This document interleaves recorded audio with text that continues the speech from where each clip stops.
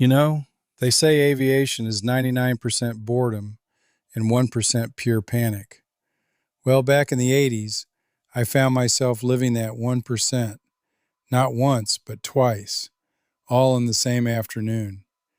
I was flying a 210 out of Carson City, just doing my job as an aircraft salesman, when I discovered that some things in the cockpit just don't like to cooperate. It's a story about a dead landing gear, a whole lot of manual pumping, and the kind of mechanical headache that keeps you humble. Let me take you back to how it all went down. This story dates back to the 1980s, when I was based in Carson City, Nevada, working as an aircraft salesman. One day I had a multi-leg trip scheduled. My first stop was Reno. As I approached and prepared for landing, I realized I couldn't extend the landing gear. It was completely dead. No noise, no movement, nothing. I immediately canceled my landing clearance for Reno and turned back toward Carson City, where we had a maintenance shop.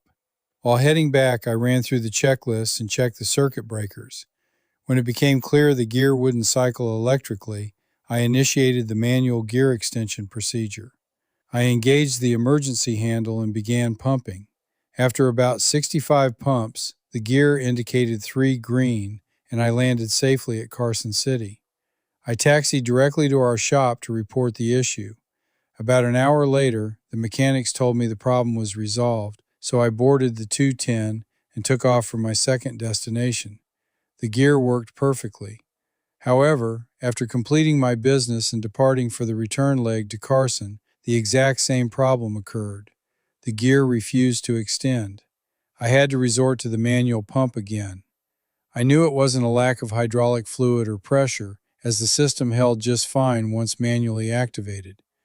After landing without incident, I taxied back to the shop. They performed a more thorough inspection and discovered the root cause. The electric landing gear motor, located under the instrument panel, was failing intermittently. A simple replacement was all it took to get the 210 back in service a few days later. You know, that day taught me a valuable lesson I carried through my entire career as a pilot and salesman. Never underestimate the importance of knowing your manual backup systems. When the electronics quit, your hands and your knowledge of the aircraft are all you've got. It was a long day, but it definitely kept the job interesting. Thanks for joining me on this walk down memory lane, and I'll see you on the next one.